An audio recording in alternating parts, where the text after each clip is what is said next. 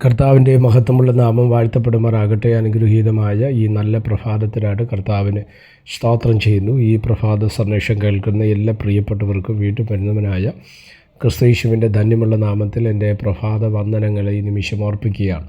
പ്രാർത്ഥനയോടും ദൈവാശ്രയത്തോടും കൂടെ ഈ സന്ദേശത്തിലേക്ക് നിങ്ങളുടെ ശ്രദ്ധയെ തിരിക്കുന്നു. സദൃശ്യവാക്യങ്ങൾ 16-ാം അധ്യായം അതിൻ്റെ 19-ാമത്തെ വാക്യം.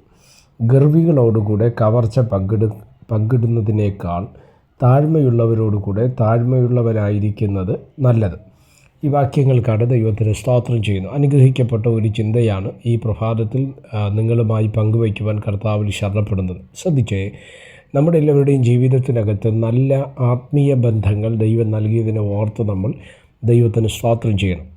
ഒരു വിശ്വാസി, ഒരു രക്ഷിക്കപ്പെട്ട് സ്നാനപ്പെട്ട് പരിശുദ്ധാത്മാഭിഷേകം പ്രാപിച്ച ഒരു ദൈവ പൈതൽ ഈ ലോകത്തിൽ ജീവിക്കുന്ന സമയത്ത് ആരുമായിട്ടാണ് നമ്മൾ കൂടേണ്ടത്, ആരുമായിട്ടാണ് നമ്മൾ സ്തോത്രം ഒരു ബന്ധം പുലർത്തേണ്ടത് എന്നുള്ളത് വളരെ ശ്രദ്ധേയമായ ഒരു കാര്യമാണ്.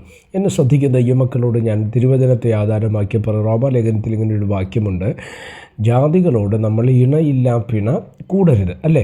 അപ്പം അത് ദൈവം നവീകരിക്കുന്ന ഒരു ഏറ്റവും അത്യാവശ്യമായ നമ്മുടെ ക്രിസ്തീയ പ്രായോഗിക ജീവിതത്തിൽ അനിവാര്യമായിരിക്കേണ്ട ഏറ്റവും പ്രധാനപ്പെട്ടൊരു കാര്യമാണ്. ഒന്നുകൂടെ ഇറങ്ങി എൻ്റെ ചിന്തയിൽ നിങ്ങളോട് ഞാൻ കൈമാറാം. നമ്മുടെ വിശ്വാസ ജീവിതത്തിൻ്റെ ഓരോ ദിവസവും അതിനകത്തൊരു വർധനയുണ്ട്. പ്രാർത്ഥനയിൽ, വിശുദ്ധ ജീവിതത്തിൽ, ദൈവവചന വായനയിൽ, ആത്മീയ കൂട്ടായ്മകളിൽ നമുക്ക് എന്തുണ്ടാകണം?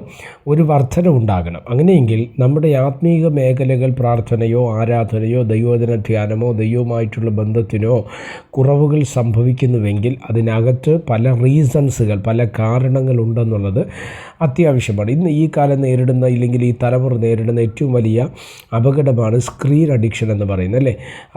മൊബൈലോ ഇൻ്റർനെറ്റോ ടെലിവിഷനോ ഒക്കെ പലപ്പോഴും പലരുടെ ആത്മീക ജീവിതത്തെ തകർക്കുന്നു, അല്ലേ?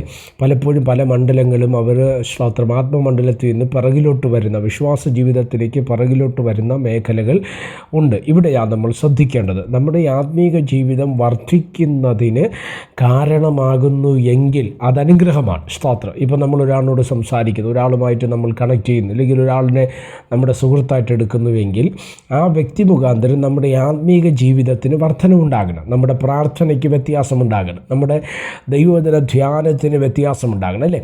ഇനി ശ്രദ്ധിച്ച്, ഇപ്പോൾ ഒരു വിശ്വാസി, ഒരു നല്ല ദൈവ പൈതൽ, ഒരു നല്ലൊരു ദൈവദാസൻ ഒരാളിനെ കണ്ടാൽ ചോദിക്കുന്നത് അദ്ദേഹത്തിൻ്റെ പൊതുവായ, ഇല്ലെങ്കിൽ ആ ജീവിതവുമായി ബന്ധപ്പെട്ടുള്ള വിശേഷങ്ങളാണ്. ഇത് ചോദിക്കുന്നത് തെറ്റല്ല, പക്ഷേ അത് നമ്മൾ ഭൗതികമായ വിഷയങ്ങൾ, ഇല്ലെങ്കിൽ ലൗകികമായ വിശേഷങ്ങൾ നമ്മൾ ചോദിക്കുമ്പോൾ തന്നെ, ഇന്ന് പ്രാർത്ഥിച്ചായിരുന്നോ, ഇന്ന് വേദപുസ്തകം വായിച്ചായിരുന്നോ, ഇന്ന് ഈ ദിവസങ്ങളിൽ എപ്പോഴെങ്കിലും ഉപവസിച്ചായിരുന്നോ, അല്ല സ്തോത്രം എന്നൊക്കെ ചോദിക്കുന്നത് ഒരു അനുഗ്രഹമല്ലേ? അങ്ങനെ ചോദിക്കുമ്പോൾ നമുക്ക് ഈ ചോദ്യം കേൾക്കുന്ന ആൾക്കാർക്കും അത് ചെയ്യുവാനുള്ള ഒരു ആകാംക്ഷയും വെളിപ്പെട്ടു വരും, അല്ലേ?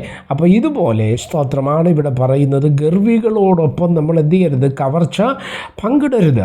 അഹങ്കാരമുള്ളവർ, ദൈവവുമായിട്ട് ബന്ധമില്ലാത്തവർ, സ്തോത്രം, അവരോട് ചേർന്ന് നമ്മൾ അവരുടെ കവർച്ച പങ്കിടുന്നതിനേക്കാൾ താഴ്മയുള്ളവരോടുകൂടെ താഴ്മയോടെ ഇരിക്കുന്നതാണ് നല്ലത് എന്ന് വേദപുസ്തകം നമ്മളെ പഠിപ്പിക്കുകയാണ്, അല്ല സ്തോത്രം. അതുകൊണ്ട് ദൈവമക്കളെ, നമ്മുടെ കൂട്ട് താഴ്മയുള്ളവരോടാകട്ടെ, നമ്മുടെ കൂട്ട് വിശുദ്ധന്മാരോടാകട്ടെ, നമ്മുടെ സ്തോത്രം ഭൗതികമോ ആത്മീയമായ റിലേഷൻഷിപ്പുകൾ അത് ആത്മീയരോടും അപ്പോൾ തന്നെ ദൈവഭക്തിയുള്ളവരോടും ഒക്കെ ആയിത്തീർന്നാൽ ആ നമ്മുടെ ജീവിതത്തിനകത്തൊരു അനുഗ്രഹമാണ്. ആ നിലവാരത്തിലൊരു ക്രിസ്തീയ ജീവിതം നയിപ്പാൻ ദൈവത്തിൻ്റെ ആത്മാവ് നമുക്ക് കൃപ നൽകട്ടെ. പ്രാർത്ഥിക്കാം. പരിശുദ്ധനായ ദൈവമേ, സ്വർഗീയ നല്ല പിതാവേ, ഈ സന്ദേശത്തിനായിട്ട് സ്തോത്രം ചെയ്യുന്നു.